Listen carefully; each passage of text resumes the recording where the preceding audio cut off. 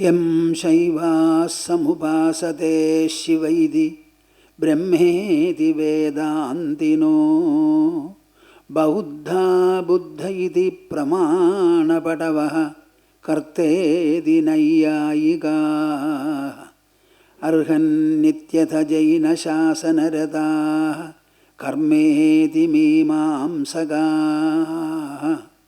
सोऽयं वो विदधातु वाञ्छितफलं त्रैलोक्यनाथो हरिः सोऽयं वो विदधातु वाञ्छितफलं त्रैलोक्यनाथो हरिः मदीयहृदयाकाशे सदानन्दमयो गुरुः उदेतु सततं सम्यक् अज्ञानतिमिरारुणः। हरिः ओम हरिः। We shall have the chorus recitation 3 times of the auspicious monosyllable Om. Take your pose for it. Interlock your fingers and put them on your lap. Close your eyes. Sit comfortably erect. Open the mouth and the heart. Let the whole world be benefited by the chorus voice vibrations we are generating in this blessed hall. Harihi, Harihi.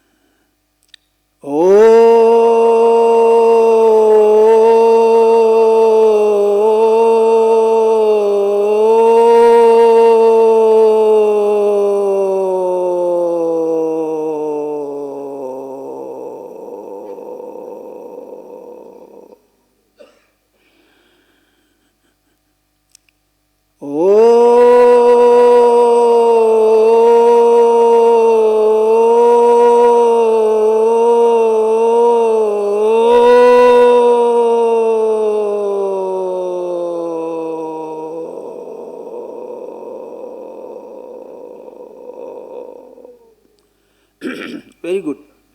Harihi Om Tats Jaya Guru. Now we shall recite the first words of Bhagavad Gita, the only words of Dhritarashtra, inquiring about what happened in the battlefield of Kurukshetra. After the 2 armies assembled and they were preparing and the preparations were complete to fight the war. Dharmakshetre Kurukshetre Dharmakshetre Kurukshetre Samaveta Yuyutsavaha Samaveta Yuyutsavaha Mamagaha Pandavaschaiva Mamakaha Pandavaschaiva Kimagurvata Sanjaya. Kimakurvata Sanjaya. We will recite once again. This verse I want to go into your brain and heart. Dharmakshetre Kurukshetre Dharmakshetre Kurukshetre Samaveta Yuyutsavaha Samaveta Yuyutsavaha Mamagaha Pandavaschaiva Mamakaha Pandavaschaiva Kimagurvata Sanjaya. Kimakurvata Sanjaya. Yesterday I described the miserable plight that Arjuna underwent just on seeing Bhishma, Drona and so many others, his kith and kin on both the sides. To fight a war with enemies is quite natural. It is very inspiring for a Kshatriya, a valorous fighter. But to fight against one's own kith and kin is not at all so. There is a tenet in our country, Bandhur vadharha doshobi na bandhor vadhamargadi. Suppose there is somebody to be killed, and if he happens to be a close relative of yours, he should not be killed. Because after killing him, you will find the pang throughout your life. Tyajya, you abandon him, that is okay. This is what Sri Rama did at the longest point in his life. Lakshmana was posted. Lakshmana was posted to safeguard against anybody coming into the hall, into the room, where Rama was caught in a conversation with Brahma. Nobody should come. If anybody enters the room, he should be beheaded. This was the condition. And Rama went on discussing, Lakshmana was safeguarding. Suddenly, Durvasa Maharshi came there. And he said, I have to emergently see Sri Rama. If you don't allow me, I will curse. The whole of Ayodhya will be burnt. So Lakshmana decided, whatever may be the condition, I want to save the Rajadhani. Therefore, he went in and told Sri Rama that Durvasa Maharshi has come and he has to be urgently seen. He went inside, and what did he say? I have been fasting for a number of days. I am very hungry. I would like to have a square meal. This was his purpose. Then after the conversation was over, now Rama had to behead Lakshmana. He called Vasishtha. Now what is to be done? I have to behead Lakshmana. He said, yes, it has to be done. Now, because this Lakshmana is so dear and near to you, I suggest that in substitution, what do you have to do? Abandon him. So he abandoned Lakshmana.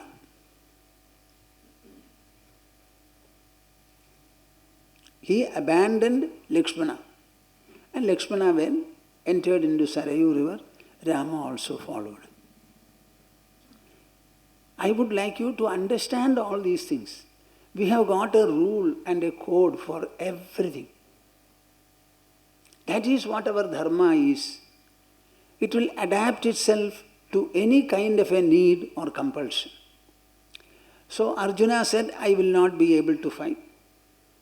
Kripaya paraya vishto. He was overpowered by sympathy. Then finally he concluded, this sentence I would like you to remember. Naja shreyonupashyami hatva swajanam ahave. I don't find anything good, lastingly good, in fighting all these relatives in this war. So what is the plight here? Seeing the grandfather, relatives, and many others associated with him, Arjuna was totally unnerved. He started crying, sobbing. He left the weapons. Now all this narration within the Bhagavad Gita, just in the beginning, you tell me, are they religious? Huh? Is it not nothing but history, developments written by Vedavyasa when he was living and the events were in progress? This one point I would like you to remember very well. That is why I said it is concurrent history. History which was taking place just before the other, and he was able to know it then and there. So you cannot even call it a history. It has not yet become history, you can say. Now, the prelude to Bhagavad Gita you have to find, and around what this Bhagavad Gita dialogue transpired. What was the event that occasioned it, and what was the purpose beforehand? All these things you should understand. Mahabharata records the events in the war field, and the war field dialogue also. Whatever took place in the war field, Vedavyasa has recorded. This dialogue also took place for about 2 or 2.5 hours. That also he has recorded. Can it suddenly become religious? It cannot. It is a part of Vyasadeva's historic epic writing. That's all what we can say. Remember that it is a concurrent writing. What was going on in his front, which either he participated in or witnessed closely, that he was recording. That is why I would like to call Bhagavad Gita an administrative treatise, which itself is. Here are 2 administrators involved. One is Krishna, another is Arjuna. Krishna took part in the war, saying that I will not wield any weapons. I will not directly participate in the war. Then Arjuna decided, okay, let him be my charioteer. It was agreed. Now, though he did not participate in the war, he is going to participate in a close dialogue with the fighter. In order to enable him to fight, he is not fighting, but he wants the war to be properly pursued. So Arjuna left the bow and arrow and he sat. The mind's distress of Arjuna overtook the entire war scene. I don't know whether you understand the implication. The entire war scene disappeared before Arjuna, and what he had was a distress of the mind. A devotee of mine from Bangalore a few years back telephoned me to say, Swamiji, my niece has had a tragedy. All of them should be upset. Would you please go to the house to console them? I went. A young lady who had a suckling child, she suddenly lost the husband in Gulf countries. So you can imagine the scene. I found that there was no tilak on the face, lamp is lit, everybody is in a very, very sorrowful mood. And this girl is not able to attend to her child, breastfeed the child. What do you understand from this? See, the physical compulsions or physical facts, they are simply subdued by the mind and the mind's distress. This is a recurring plight of human life. Is this not occurring every time in every generation? So what is this Bhagavad Gita? It happened in the battlefield of Kurukshetra before commencement of the discharge of arrows. But the sentiments are the same, compulsions are the same. There is no difference. Whether it is in the battlefront or in front of a suckling child, it makes no difference. For us, our mind is far more important than the body and external facts and compulsions. Mind is the one that moves the body. I will not be able to raise the finger unless the mind makes it do so. The whole life is in the mind. Mind.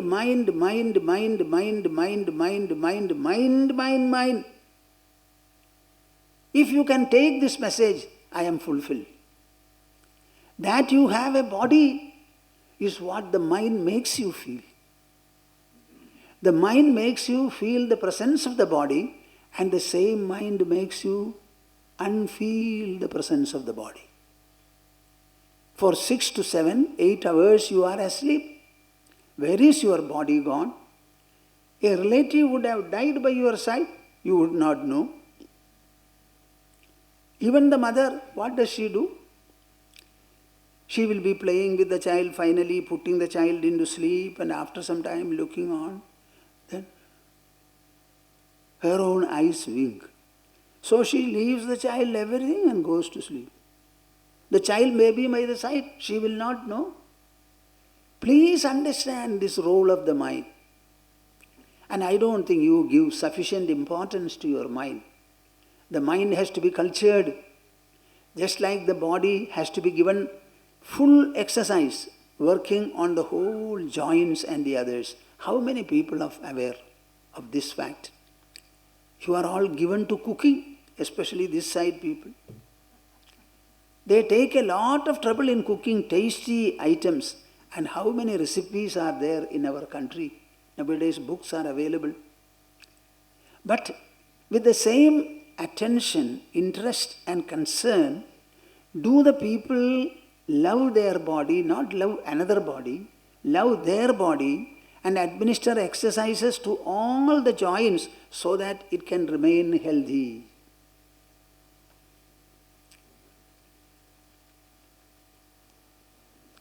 This is something very important.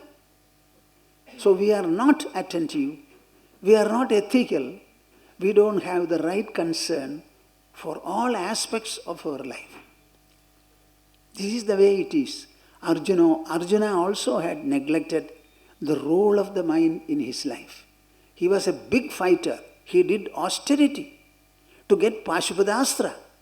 During the forest exile, he also got Gandiva. All these are external acquisitions. That Gandiva he is not able to hold well. It slips. Gandiva is not sentient. He was holding it fast and it slips. Though the trouble is not with Gandiva, with his body. What made the body weak to this extent? Not even able to hold the Gandiva. It was the mind. So when the mind's distress and plight came up, Arjuna forgot everything. The war scene disappeared, so to say, and his own inner distress, inner plight, that alone rose up. The physical war virtually receded before him. 4.5 million fighters were standing there, but without twanging their bows. They were waiting. And Arjuna, the main hero, something is happening. He has put his weapons down before the war began, and Krishna is engaged in a conversation with him. All of them kept quiet. This is the moral compulsion, moral propriety of our land and culture. Mind you, dharma comes first. When Sri Rama decided to leave Ayodhya and he was talking to Kausalya, his mother, he said, whether it is mother, son, father, mother, finally it is dharma that is supreme.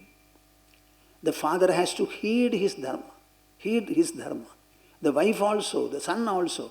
I am a son. You are a wife. I am a son.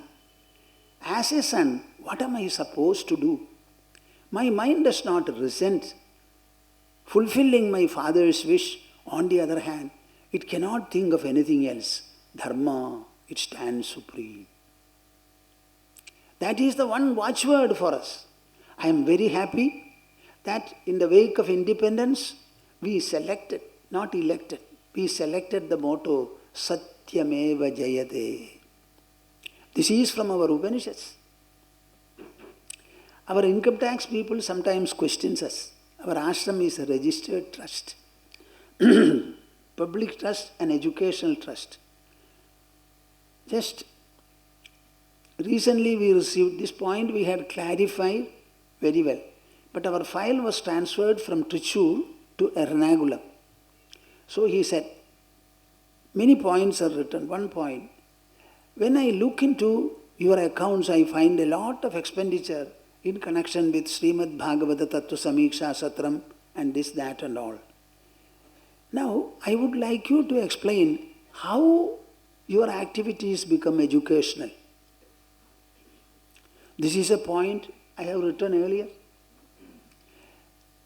You know, I have quoted about half a dozen or more Sanskrit mottos which have been accepted by Life Insurance Corporation, Indian Institute of Science, this institute, that institute. I asked Arpita, working with me, please give me a list of these mottos which have been selected by the institutes. I listed all of them. What is it that you are saying? A sannyasin takes up sannyasa only for knowledge. And if he has anything to give or take, it is only knowledge. We transact in knowledge. We disseminate knowledge. We acquire knowledge. Nothing else. And I have written quite exhaustively. Now when it was presented, oh, this is quite much, I will go through it and let me know, he told our auditor. Just imagine. They should read it.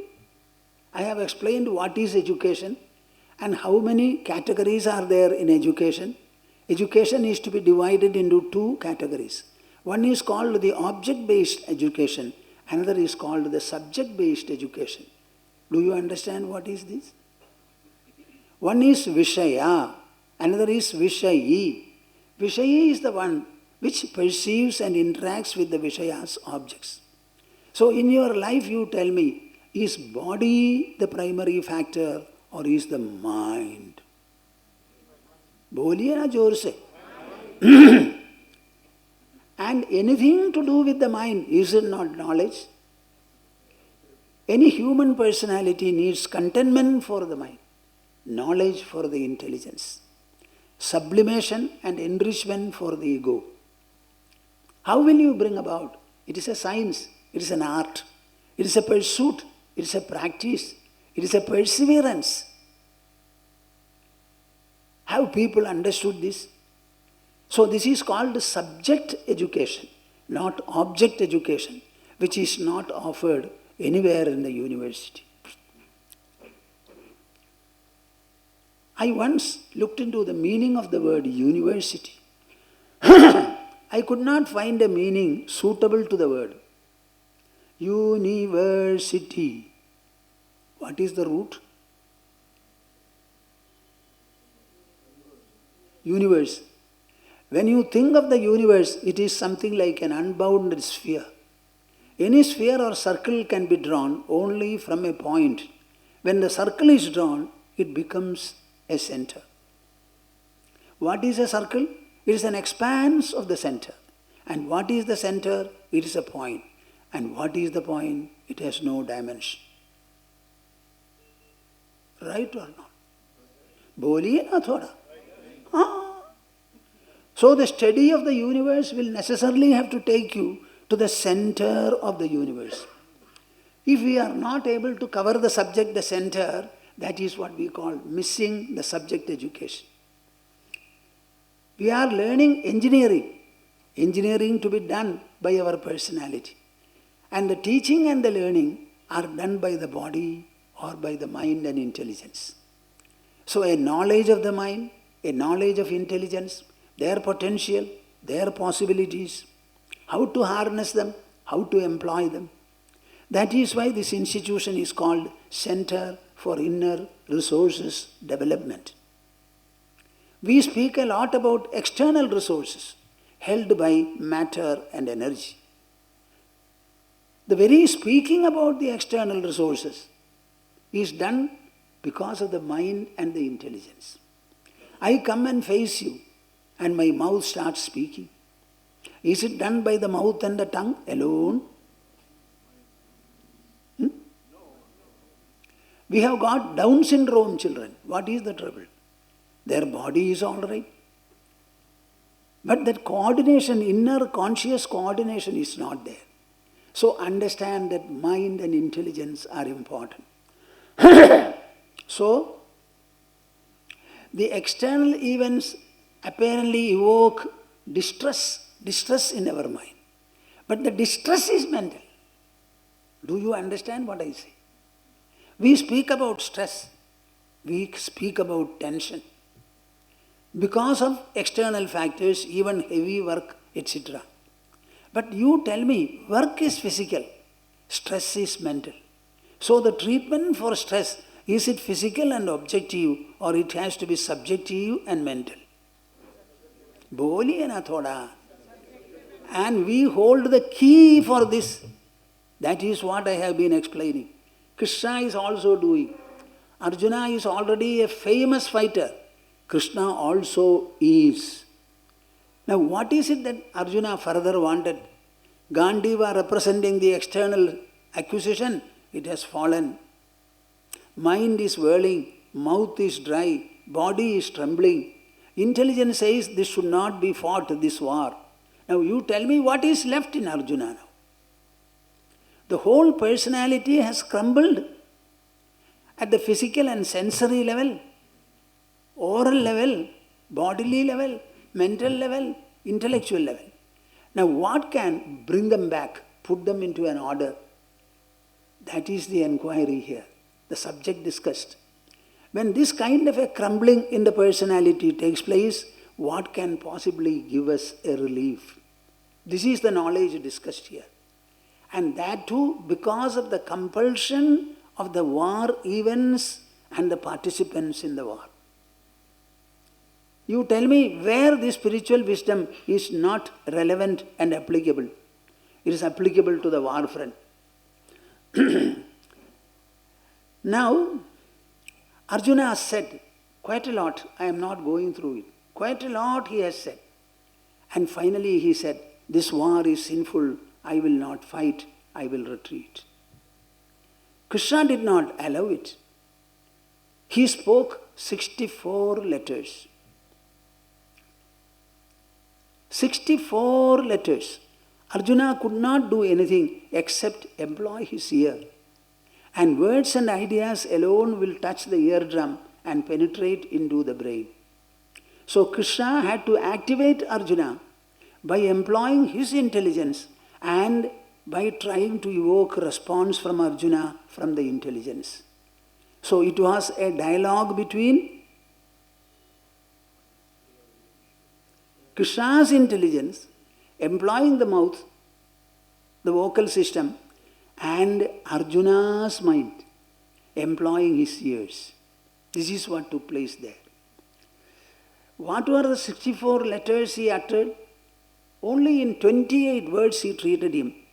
Anarya jushtamaswargyam agirtikaram Arjuna klaibyam asmagamaf partha naidatvai upapadyade kshudram kridayadaurbalyam tyaktvottishta parandava.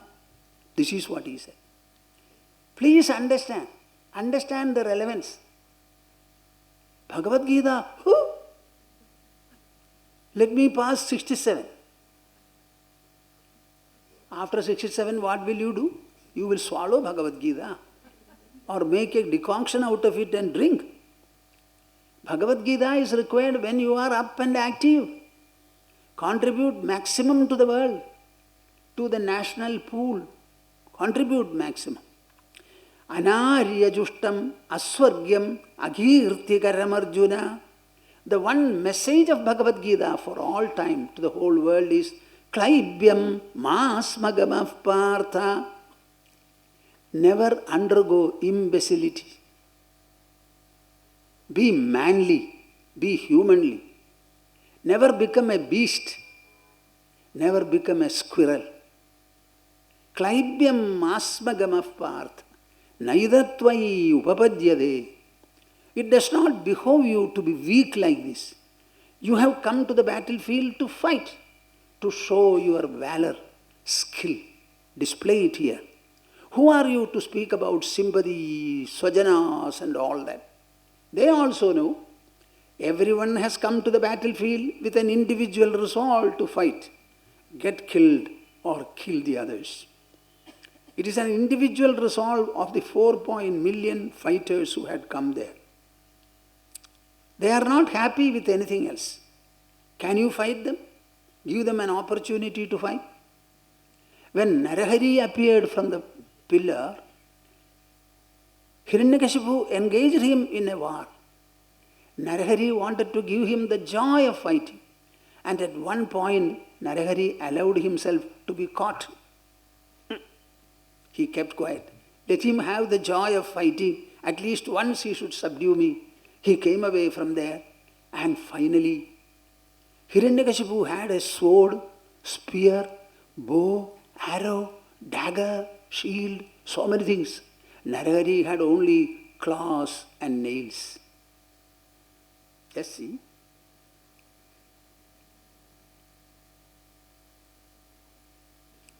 Finally, he put him on his thigh, killed him by taking away the intestines, blood red, intestines covered by blood. He put it on his own neck and sat on the throne.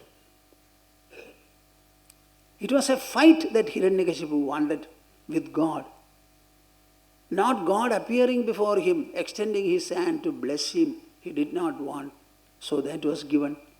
So everyone in the Kurukshetra battlefield had come with a resolution to fight, with a resolve to fight. Understand it. If they don't want to fight, let them go away. You are not fighting anybody. I wanted to make sure, Krishna says, that the first move should not be from us. The first move should not be from us. This is what our Prime Minister also declared after the nuclear explosion, experimental explosion in India. We will not use first any nuclear weapons. First, once you are attacked, you have to use it. Even that point is being reconsidered now.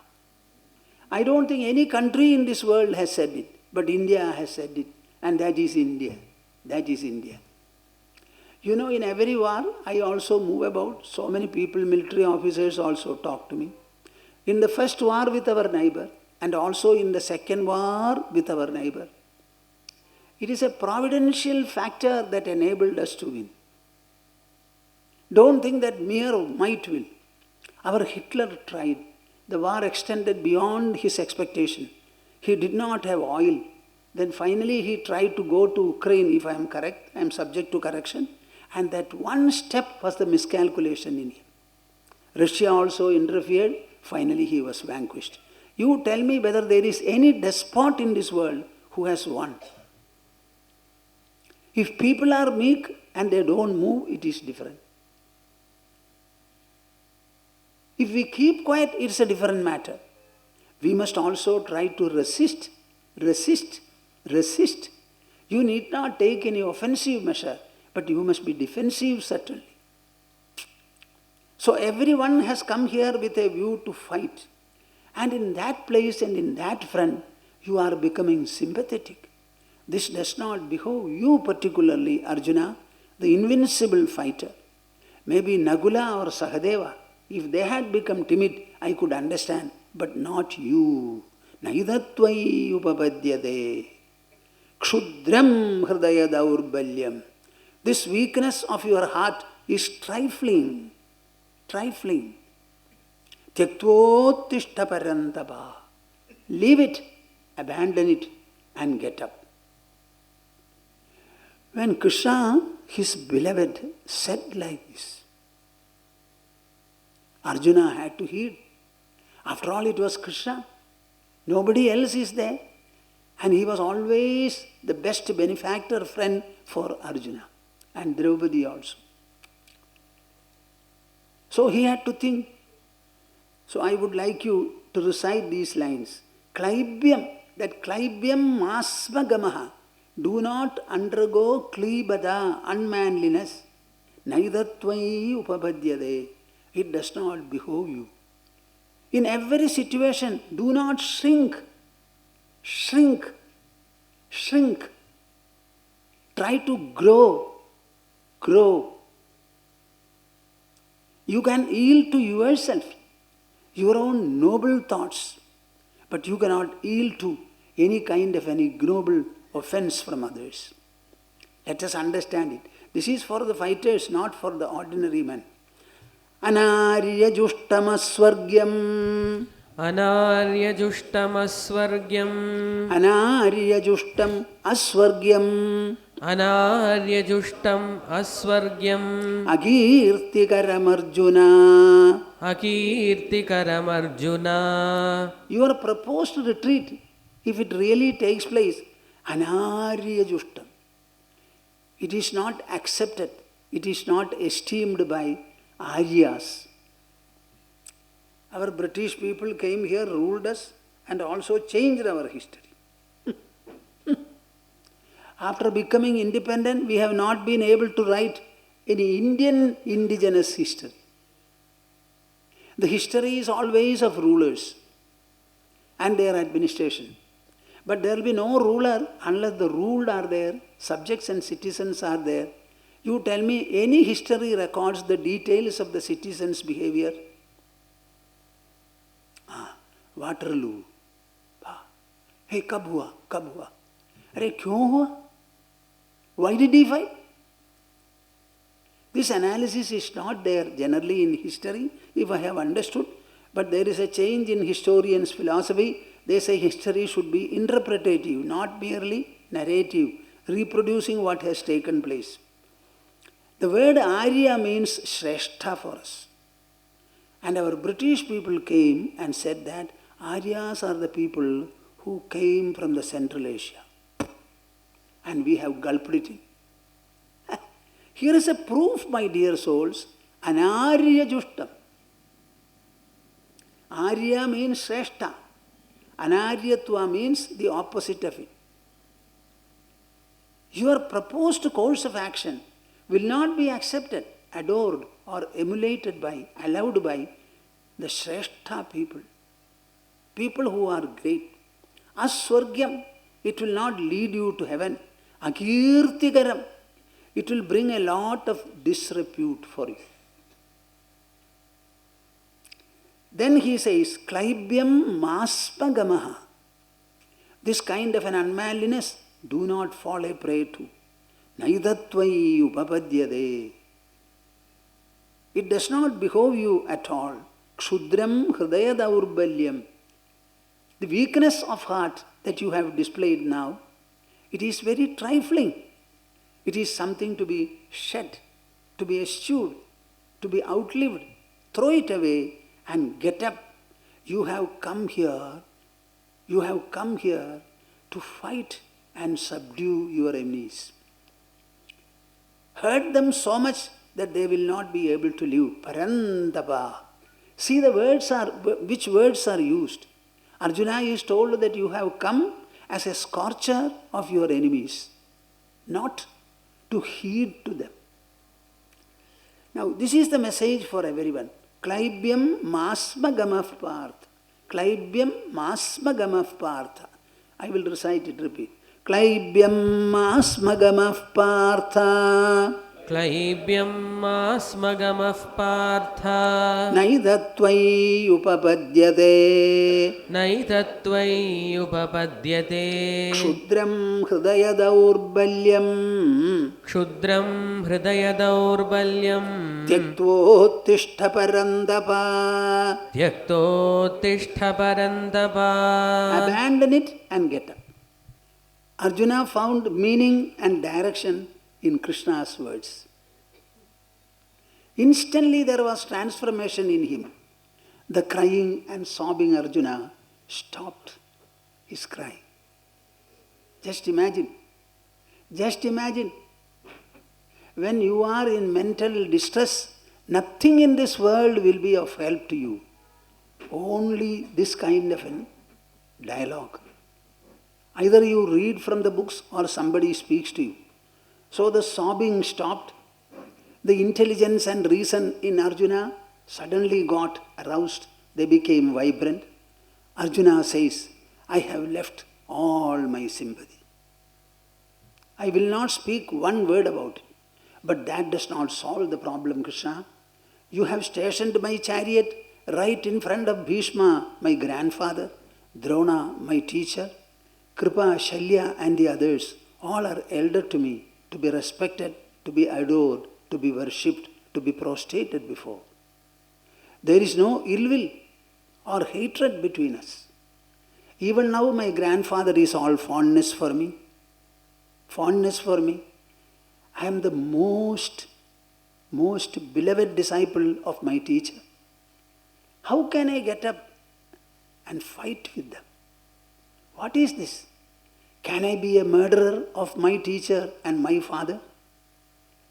Where is it written? Will the human emotions allow it? And do Shastras also permit it? What is the propriety that I can stand upon? in this matter. How to confront these Bhishma and Drona? Then he goes on saying in a very, very cogent manner, Katham Bhishmamaham Sanghe Dronam cha Madhusudana Ishubhi Pradiyotsyami Pujarha Varinandana. Oh, Katham Bhishmamaham Sanghe Dronam cha Madhusudana Ishubhi Pradiyotsyami Pujarha Varinanda Adisudana. Katham Bhishmamaham Sanghe Katham Bhishmamaham Sanghe Dronam cha Madhusudana Dronam cha Madhusudana Ishubhihi Pradiyotsyami Ishubhihi Pratiyotsyami Pujarha Varisudana. Pujarha Varisudana. You should understand why am I reciting and explaining all these verses. This is the prelude to Bhagavad Gita. This is in the 2nd chapter. This is what drives Arjuna and Krishna into a conversation that followed. This time our subject is Bhagavad Gita is an administrative treatise. That is what I am going to say. I am not going to discuss Bhagavad Gita philosophy throughout. That is not the point. Katham Bhishmamaham Sanghe Dronam cha Madhusudana Ishubhihi Pratiyosyami Pujarhau Arisudana. Krishna, you are an Arisudana. When people confront you, you fight them, conquer them, defeat them. But these are not enemies. I have sat on my grandfather's lap. He has given morsels of food when I was young. How much he petted me, how much he guided me. And even now there is no ill will or dislike or intolerance between us. On what strength can I fight him? Is it ever possible? Pujarhau. They are supposed to be worshipped with flowers. The moment I see them, I should fall at their feet and worship them. Instead of that, Ishubhihi Pratiyotsyami. I must discharge powerful and sharp darts, arrows against their bodies. Instead of worshipping them with flowers, see the contrast?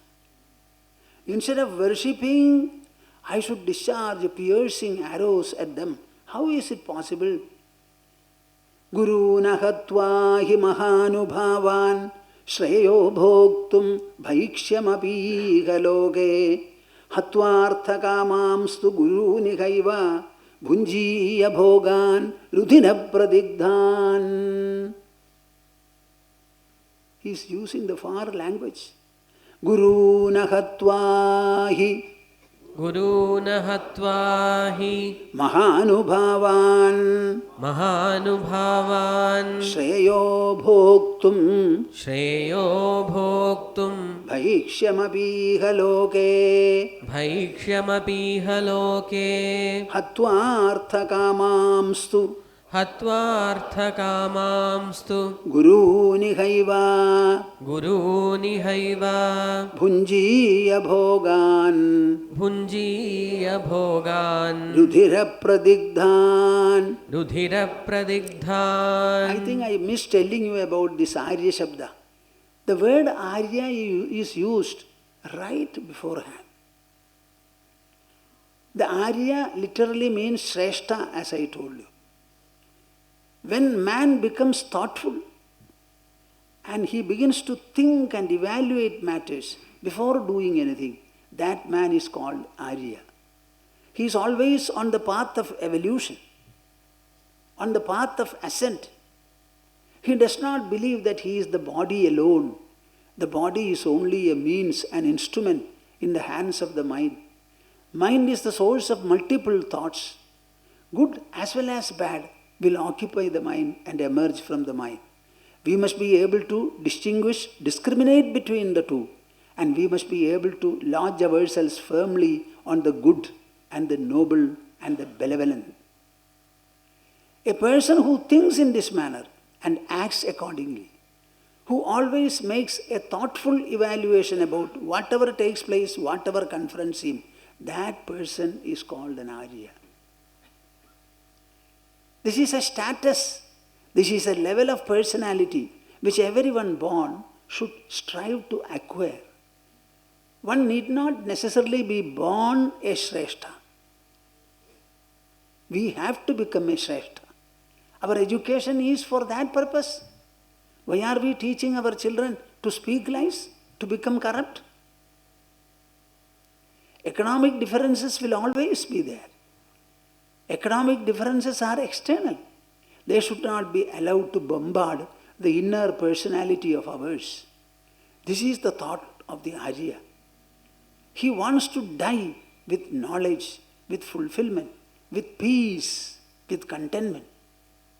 He knows that the contentment is generated by the mind. It is an emotion. Joy, it is an emotion. This emotion is sourced by the mind. Keeping the mind intact, inaccessible to the others, how can you say, I don't have any joy? Make your mind joyful, make your mind delightful, make it exult, make it delight and rejoice. What prevents you? It is a science, it is an art. Learn it, practice it, be devoted to it. This is what we want. Such a person is an Arya. Now this concept was there right from prehistoric times.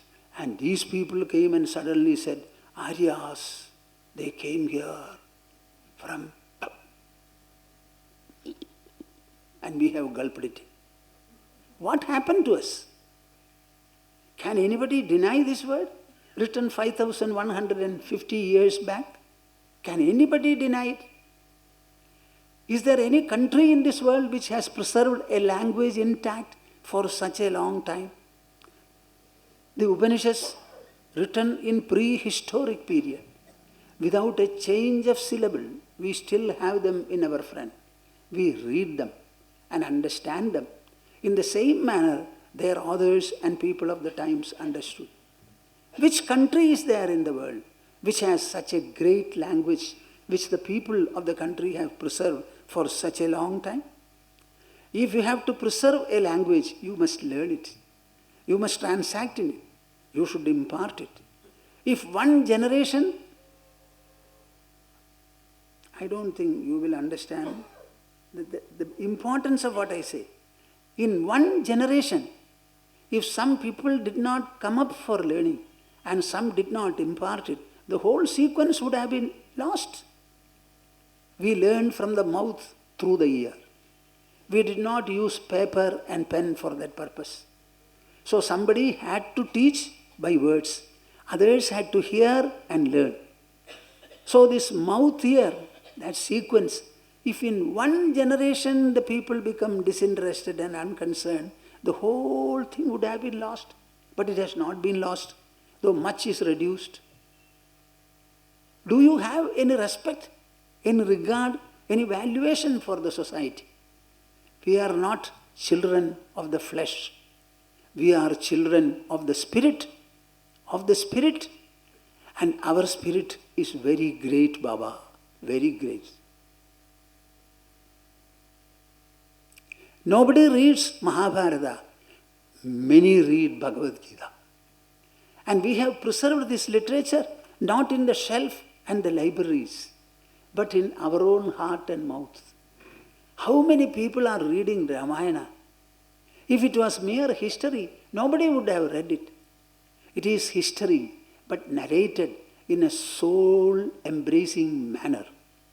That is what makes us find it sweet and delicious. So our history is in our heart. It is in our mind. In Kerala, in the Ashadha month, all Hindu homes read Ramayana at least once traditionally. What do you understand from this? One time they will read Ramayana. If it was mere history, nobody would have looked into it. How many people are looking into the historian's presentation? But this was presented in the epic style. So the word Arya has got great meaning and it is indigenous. It is our own word. It is not a word belonging to some other country and people, nomads who came here. It is our own word. Our own world evolved by us to indicate the goal and the pursuit of human life of the people here. Guru nahatva hi mahanubhavan Shreyo bhoktum bhaikshyamapi haloge. Will you recite? Or shall I go? Guru nahatva hi mahanubhavan Shreyo bhoktum bhaikshyam apihaloke hatvarthakamamstu guru nihaiva bhunjiya bhogan rudhira pradigdhan. Arjuna is seeing in his picture as in a canvas what was going to happen if he was to fight. He says, Guru nahatva. Rather than killing my own teachers, who are they? Mahanubhavan. They are carrying, embodying in them a very great, noble and magnificent knowledge and experience. That is what you call God consciousness, self-knowledge and the like. Rather than killing them, Shreyo bhoktum bhaikshyamapi haloke. I think I should leave the battlefield, wander as a wanderer, begging for alms in order to sustain my body. I should not kill these people. It should not be. It should not take place. Let me become a beggar. Let me become a mendicant. Hatvarthakamamstu guru nihaiva. Suppose we happen to kill them. What will happen? Bhunjiya bhogan rudhira pradigdhan.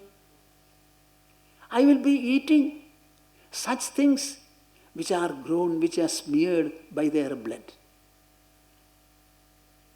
Are you understanding? See, Arjuna says, if I fight this war, I will have to kill them. And whatever I enjoy thereafter in my experience in my life, it will be stained by their blood. Out of dharma, artha, kama and moksha, I will have completely left dharma and left moksha. Only artha and kama. Artha means prosperity. Kama means desire, gratification of that. Our civilization now has become what?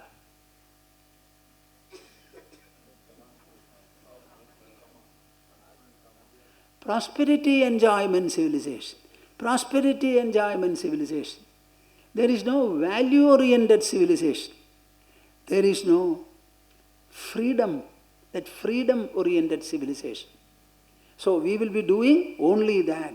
Hatvarthakamamstu guru nihaiva bhunjiya bhogan rudhira pradigdhan. If you ask me, still can you not fight it with your skill? Na chaitad vidmah kataranno gariyo yadva jayema yadivano jayeyuhu yaneva hatva na jijivishamaha tevasthidaha pramukhe dhartarashtra. Na chaitad vidmaha kataranno gariyo yadva jayema yadivano jayeyuhu yaneva hatva na jijivishamaha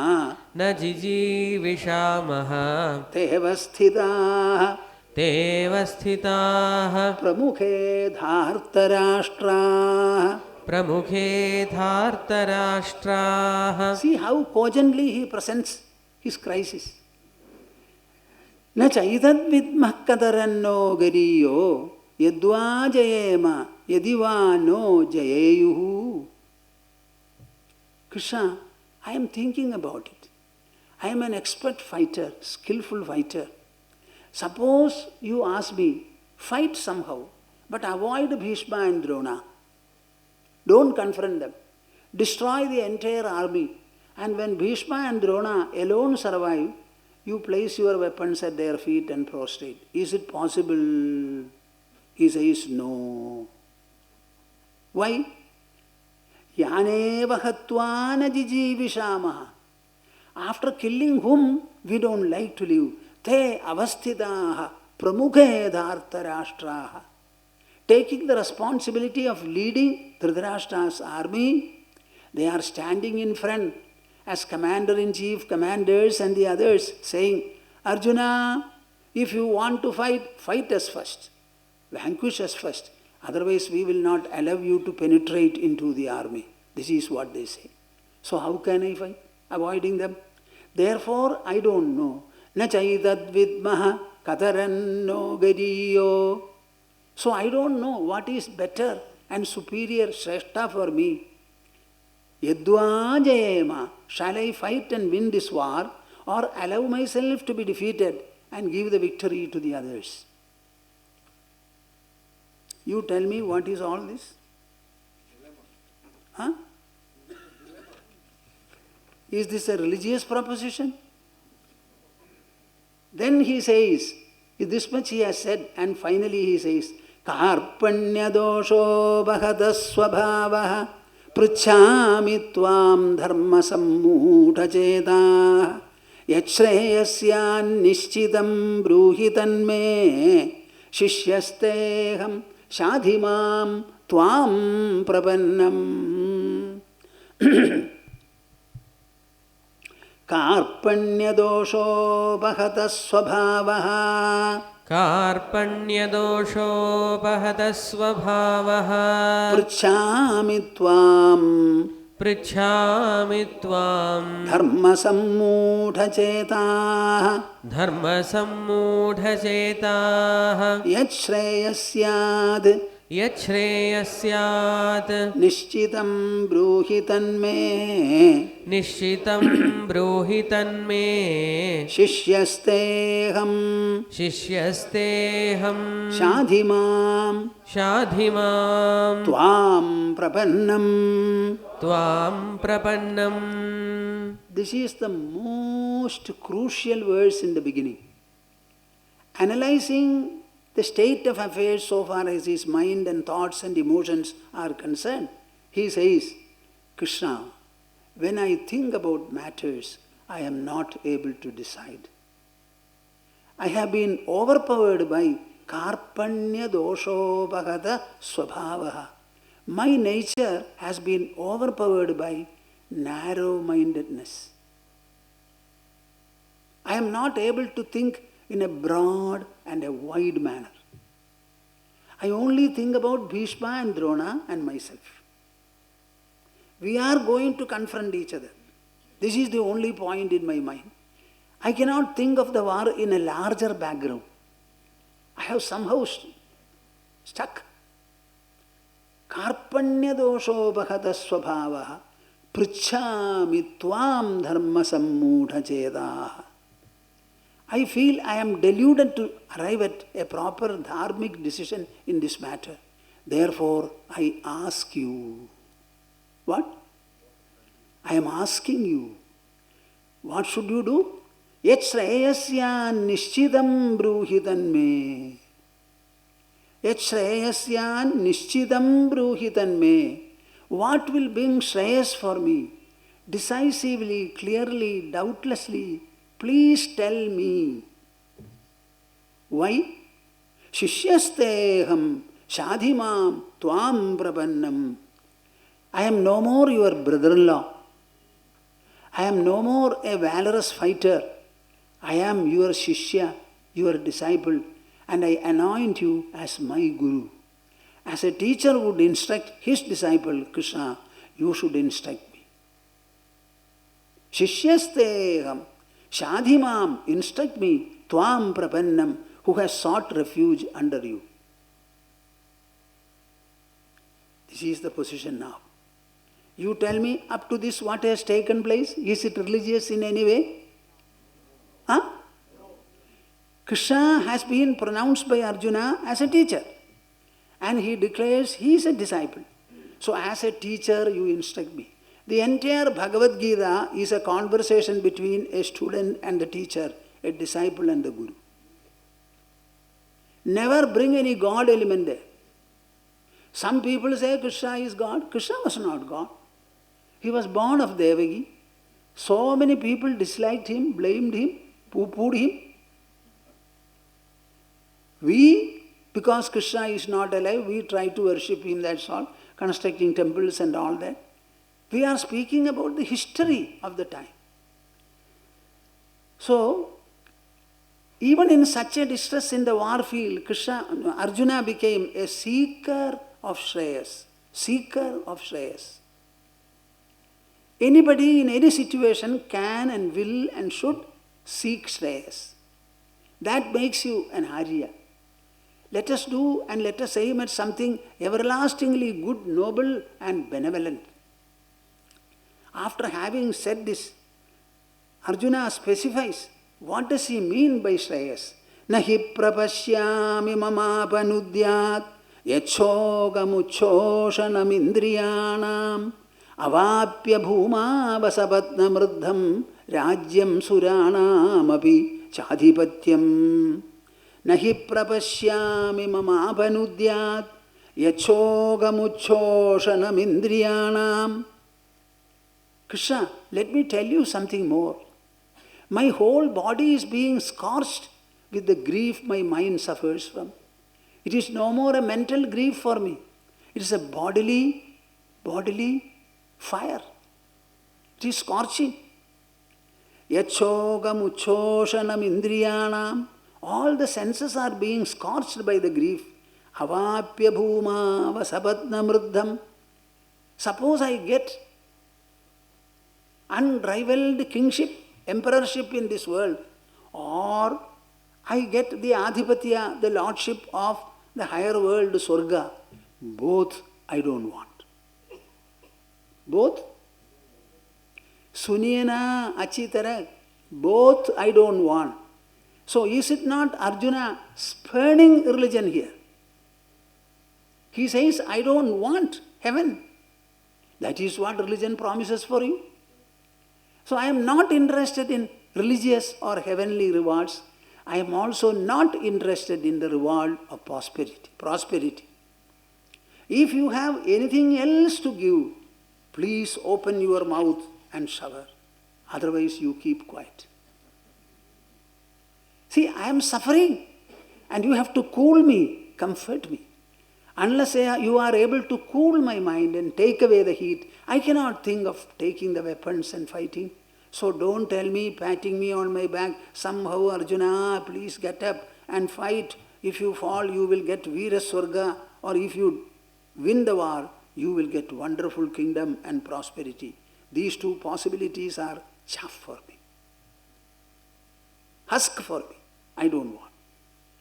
So not only that, Gita is not a religious gospel, it completely denounces religious rewards. Am I right or not? Then Krishna began to speak. Arjuna became a very, very ready receptacle and he started discussing. What did he discuss? Ashocyan anvashojastvam. He discussed the very subject of grief. Arjuna, you are grieving over those people who should not be grieved at. You are grieving about Bhishma and Drona, but look at their face and eyes. Are they shedding any tear? Are they looking agitated? Are they feeling sorry? I have to fight my Pandavas, which I don't like. Do they say that? If Bhishma and Drona themselves are not, if Bhishma and Drona are themselves not concerned about as you are concerned about, is it not an open permission for you to fight? Maximum you can go, prostrate before them, and then say, my dear grandfather, How is it? How is it that you are stable, but I am not? Please tell me the secret of stability, though we have to encounter each other. Rather than patiently inquiring from them, what are you saying? There is something called wisdom. Wisdom, which makes you think of life in a comprehensive manner, where birth and death do not become any kind of a source for fear or apprehension. And then he presents the first sloka. Natvevaham jadunasam natvam neme janadhipaha nachaiva na bhavishyamaha sarve vayamadah param. This one sloka is sufficient for us. Krishna is presenting the truth of immortality about human life. The truth of immortality about human life he presents. Natvevaham Natvevaham jadunasam Jatunasam natvam neme Natvam neme janadhipaha Janadhipaha nachaiva na bhavishyamaha Nachaiva na bhavishyamaha sarve vayamadah param. Sarve vayamatah param. Arjuna, listen, listen. If people do not die, will there be space on the earth for us to live? Huh? What? You have to bring all the dead and make them stand here? क्या बोलते हैं? बोलिए ना. There will be no space even for ants. If all the dead people were alive, nobody dies in this world. So as people are getting born, they should also die. Now we say birth and death, but are they a fact? They are not a fact. Natvevaham jadunasam. There was no time when I was not. Is it that you alone say about you? No. Natvevaham jadunasam natvam. This is true of you also, Arjuna. Neme janadhipaha. It is true about Bhishma, Drona and all the others you are referring to. Everyone is always present. Suppose you were not present earlier, would you have come and sat here today? Huh? When something is present now, it goes to prove that it was present earlier also. Suppose it was absent. From absence can presence come? Huh? Then what are you saying? And if something is present now, will it become absent? You want how many hours to think? Something is present now. If something is present, can it ever become absent? Can a thing change its real nature? So there was no time when I was not, you were not, these great people were not. We are present, there is no doubt. In the same manner, nachaiva na bhavishyamaha. There is not going to be a time when we will cease to exist, disappear, or will become absent. Sarve vayamadah param. This is the truth about every person in this world. Nobody has died. Nobody will die. You are present now. If this presence is properly understood and analyzed, this presence has not come from absence. And this presence will not disappear into absence. Something that exists will continue to exist. It was existent. It was existing. It is existent now. It will continue to exist. So get away from your mind. Get away from your mind. Guru nahatva hi mahanubhavan. After killing these people, who killed whom? There are so many ways of people dying. Old people will die lying on the cot. The Kshatriyas and the fighters, where should they die? Huh? For our Jawans, the best time will be when there is a war, they should take leave and go. What should be done? You tell me. So their best death is while fighting in the battlefield. There is nothing repugnant about it, disharmonious about it, incoherent about it. Every time this is the truth. Nachaiva na bhavishyamaha. We will never be non-present, non-existent. Sarve vayamadav param. This is the identity of man.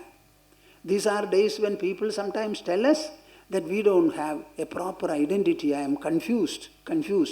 Your identity is ever-present soul, ever-present consciousness. Your body has been changing. As I speak and you hear, our body is changing.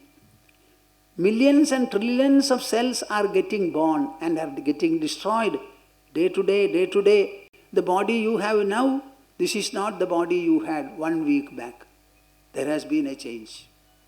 Mind also is changeful. Intelligence is changeful. Ego also is subject to fluctuation. But amidst all these things, we have one I. We started saying I when we were a little child, when we started lisping, and we continue to say I. So from the matter of experience, we are changeless, we are lasting. If all these changes for decades the I has survived, it will survive centuries, millennia, and still more. This is the identity of man, never doubt about it.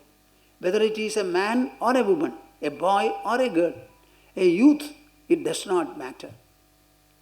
This is the truth about it. There is nobody in this world who is a disbeliever. The moment he says I, it is a reference to God. It is a reference to the soul. And God is only a synonym of I, synonym of the self. God has no status at all other than as a synonym of the experienced self I. This is a startling announcement. Startling. We have a fear, martyaha. I am mortal. No, my dear souls, your body is mortal. As your body is mortal, your I is immortal. Am I clear? When a child is born, it is given a twofold crown. The body makes it mortal. And what makes the body breathe and act, that is immortal. So inwardly we are immortal. Outwardly we are mortal. And there is a beautiful harmony between the two. If you are only the body, you will not be sitting here. You are sitting here because your body is animated, activated by the spirit.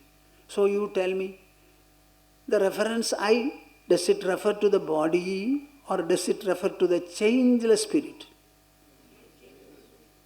Then you tell me, are you the spirit or are you the body? Why are you feeble?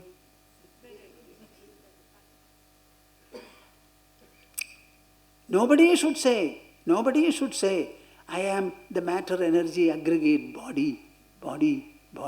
Not at all. See how Sri Krishna is speaking to Arjuna in a very systematic, rational manner. Dehinosmin yatha dehe kaumaram yauvanam jara tatha dehantara praptihi dhirastatra na muhyadi. I have exceeded 6 minutes. Shall I speak a little more time? Are you ready? Or hunger is calling you? Then what is this death? Arjuna is wondering. So he says, the death is only the last transformation in the body. Last transformation in the body. The first transformation is from the mother's womb to the outside world. Then the child goes on growing from Balya, Kaumara, Yavana, Vardhakya, and finally it leaves the body. When will we die normally? When the body is not able to live, not able to breathe. not able to digest. Blood circulation is affected. Then we die. Otherwise, there is no reason why we should die. You can live with health a long time. Our Ayurvedic science tells you there is a method of treatment whereby the old man can become youthful. It is openly written. Now 1 or 2 people have tried it very recently, I think. So he says, death is only a transformation. There is no extinction at the point of death. It is only a transformation. Transformation. If you have accepted all other transformations, what is the harm in accepting this transition also? So, dhiras tatra na muhyati. The wise man does not get deluded about death. So I would like you to go with the message and with the understanding, none of you is going to die. None of you is going to die.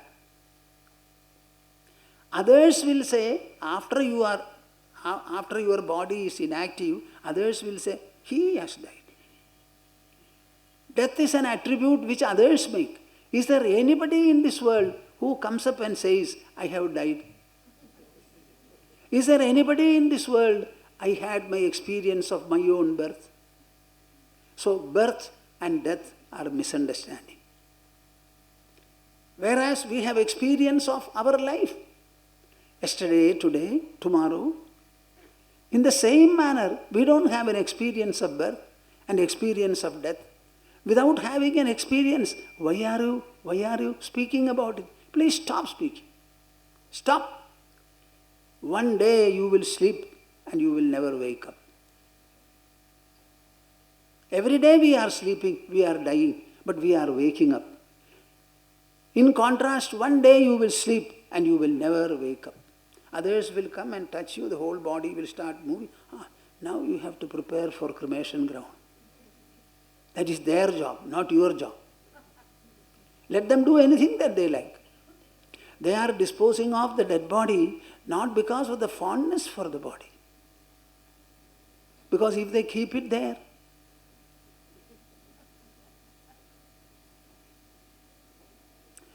okay, I will not worry about any deaths at all. But life still remains a problem, my dear Krishna. How to meet this life? Matra sparshastu kaunteya.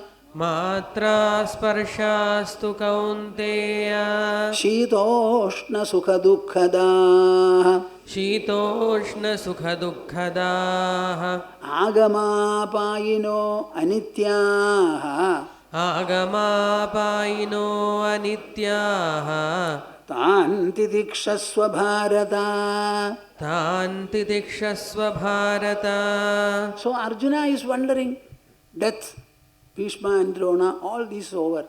But what about life? I am going to encounter a number of deaths in the days to come, and there will be a number of challenges, ups and downs, persecutions and all that. How can I forbear them? What is the way? So he analyzes life for the first time. This kind of an analysis you may not find elsewhere. Matra sparsha. Matra. The word matra refers to senses, by which you measure, you cognize, you understand, you attribute things to the world. The world is world before our senses. If we have no eyes, there will be no light, darkness and colors and shapes. If you have no ear, there will be no sound. So the world is read to be what? Shabda, sparsha, rasa, rupa, gandha. Sound, touch, smell, taste. These are the sound, touch, smell, taste and color. These are the 5 in the world, nothing else. You think that the world is infinitely various. Myriad objects in this world. What are they all? When they come to me, my senses divide them into 5. My senses divide them into 5. So the world is 5-fold. The world is 5-fold. Don't call it a multiple world. The world is 5-fold. When they come to be experienced by me, and touch the senses, contact the senses. These senses being 5 in number, they make the world of 5 kinds. Matra sparshaha. Life is an interaction between our senses and the world objects. Senses are situated on our body and objects are distributed in the world, widely spread. And life starts only when the objects, mark my words, only when the objects contact the senses. You are seeing the sun rising. Have you gone to the sun? Has the sun come to you? Then how do you see it? Does the eye travel? So the light rays come and contact, touch the cornea. Then the image formation takes place. Similarly, as I speak, these sound vibrations touch your eardrum. Put an article on your tongue. Let the smell penetrate your nostrils. Let something touch your skin. So all experiences are at the sensory level, contact level. Matra sparshastu kaunteya shitoshna sukha dukkhadaha. Senses only produce 5 sensations at the sensory level. And these 5 sensations by themselves are nothing. They trickle down inside to the level of the mind. And in the mind level, they are sorted into sukha and dukkha. What did I say? They are sorted into. So the entire world becomes Shabda Sparsha Rasa Rupa Gandhas at the sensory level. And being so, what are they to my experience? They become pleasant and unpleasant in the level of the mind. You tell me now, what is the whole world? Huh? It is pleasant or unpleasant? Sukha or dukkha? Can there be a third factor? There is no third factor. Sukha and dukkha. They are like cold and heat. One opposed to the other. One different from the other. Where are they taking place? In the level of the mind. So try to understand some agama payinaha. They come and go. Their nature is to come and then either they will come or they will go. They will never remain. They will never remain. Matra sparshastu kaunteya shitoshna sukha dukkhadaha agama payinaha. If they come and go, can they have any stability? They are very transitory. Anityaha. They never last. Such an item, what is the trouble for you in tolerating and forbearing them? Sukha and dukkha. They will always come and go. I alone remain. So you tell them, I am here, you come and go. I neither come nor do I go. So I am your master, enabling you to come and go. No? होगा या नहीं? मुझसे नहीं हो पाएगा. आगमापायिनः अनित्याः तान् तितिक्षस्व Bharat. You are a fighter. You have valor. So forbear them. Tomorrow I shall discuss about what should be our attitude towards Sukhadukhas. We have only one more day. I told you that I will give you 2 PowerPoint presentations. So I will take a little more time and show it. Is it okay? Huh? See, this is a picture which I was able to, I don't know to draw any picture at all, but I still thought that in this modern way, we should have some kind of a geographical presentation. See, the entire world, you feel that the entire world is there, and as a part of the world, we are also there. This is the truth about the body. Your body is part of the world. But the world itself, where from has it come, is a point that you have to inquire. I said that The world will be nothing unless our senses are there to perceive them. So is the world there or our senses there? You wake up in the morning and then the senses are activated. When they are activated, you have sight, sound, smell, touch and taste. Other than this, anything in this world you think about. So the world cannot produce these sensations. They are inert. But our senses produce the sensations. So the senses are sentient, so to say, and the objects are inert. Out of these, the range of the eye, sights, audio, visual, that is far more than the others. So we have given a large segment, so to say, for it. So our eyes, as I told you yesterday or so, the far point of the eye is infinity. If you place a sizable object at infinite distance, our eyes will be, naked eyes will be able to see it. Now these objects do not travel. Our eyes also do not travel, senses do not travel. But somehow, in the presence of light, the light rays get reflected from the objects, they come and touch the cornea, and then only the sight is had, the image. Where is the image formed? Is it in the eye or is it in the mind? It is in the mind. So senses by themselves cannot produce any sensation. They have to be animated and activated by the mind, and in the mind level alone we have experiences. The largest will be the sight, then comes the sound, thereafter smell, then touch, and finally taste. You can have the taste only in your mouth, on the tongue. So an object has to be touching the tongue, then only it will have taste. So that is the minimum inside the mouth.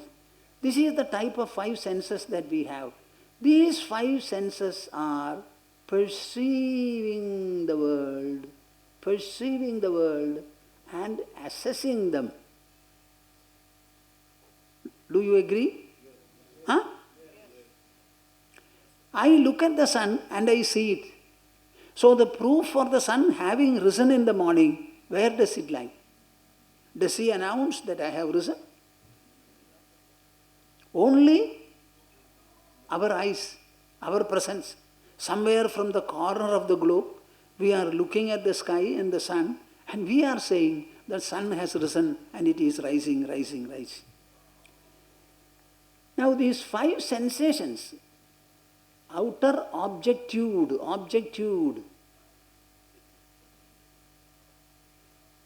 I would like to call it phenomenal variety.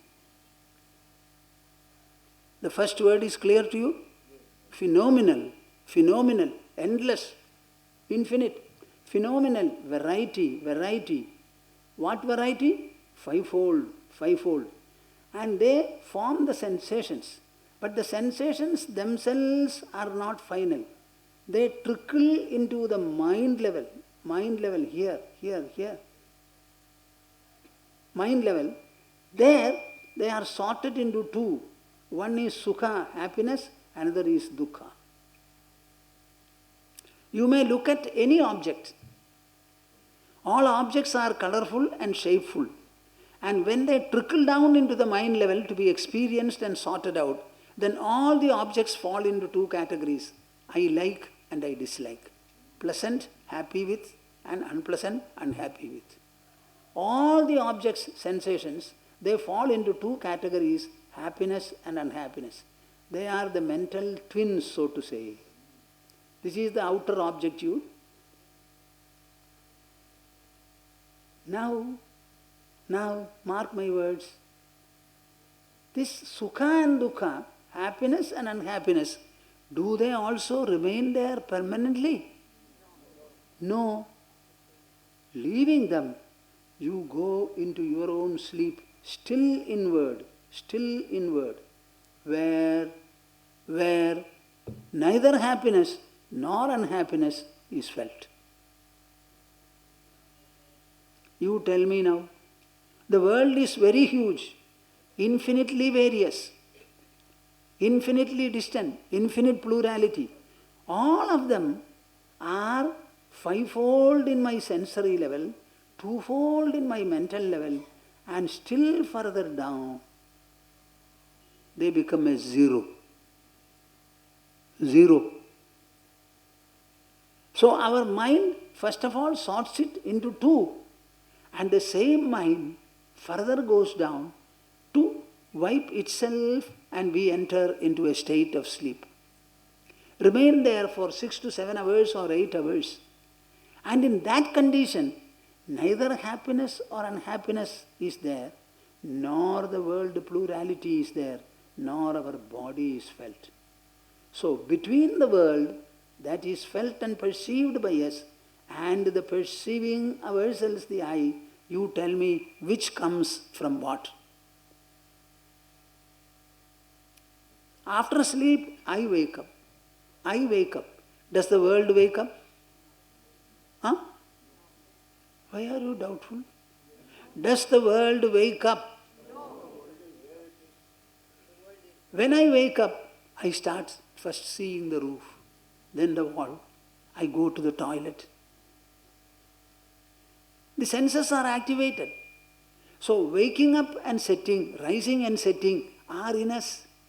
We make the world rise, we make the world set in ourselves without seeking any help from the world or cooperation from the world. For me to sleep, I need no assistance from anybody else. So, which is the soul maker? This is the maker. From there you understand, first of all, the mental circle, and then the sensory circle, then the object circle.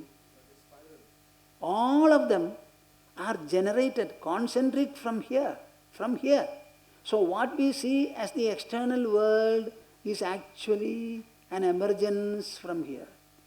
First of all mind, then 5 senses, thereafter the objects. Our wakefulness is what perceives the world. About the world's origin, we don't know. Nobody was there when the world was originated and before to report it. And when the world will be dissolved, none of us will be there. Whereas every day we wake up, every day we set. See, just imagine, throughout the wakeful hours, our senses are active, active, active. And suddenly in the evening, our mind wipes off all sensory imprints.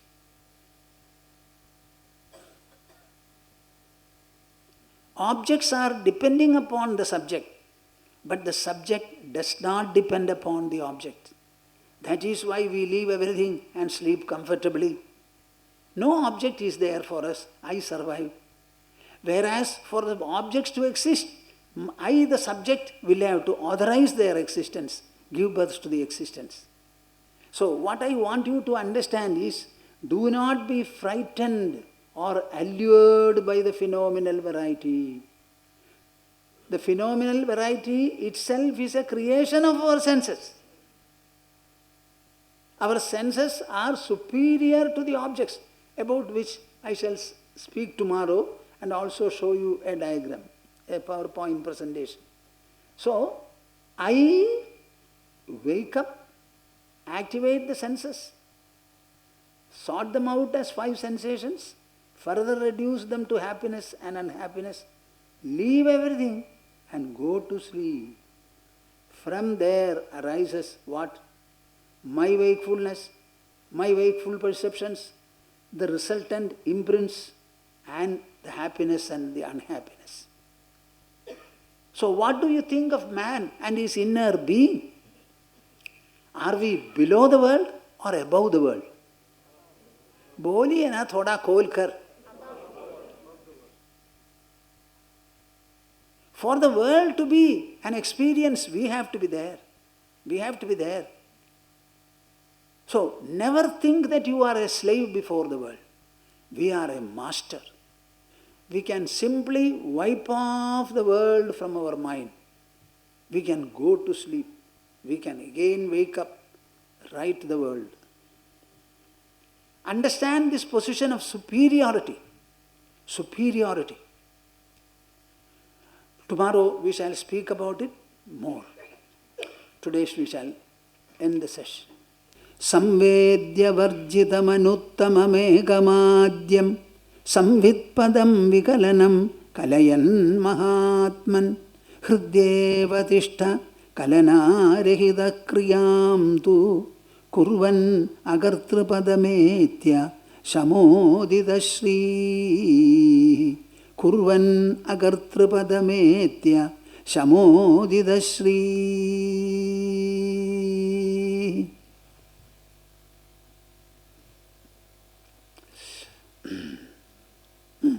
We shall have the concluding Omkara recitation in chorus. Take your pose for it. All of you, everyone. Huh?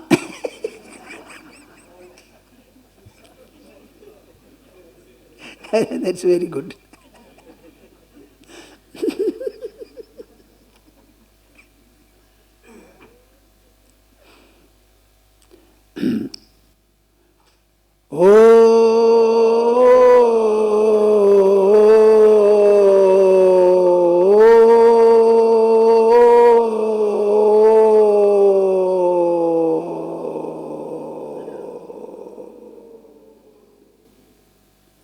This one Omkara that you recite, you don't know how much it is going to sustain you. It has a reward to give, the like of which is not available from anywhere else. Okay, we shall see tomorrow.